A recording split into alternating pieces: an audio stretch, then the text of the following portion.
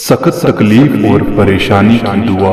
نبی اکرم صلی اللہ علیہ وسلم کو جب کوئی کام سخت تکلیف اور پریشانی میں ڈال دیتا تو آپ صلی اللہ علیہ وسلم یہ دعا پڑھتے: یا حی یا قیوم برحمتک استغیث یا حی یا قیوم برحمتک استغیث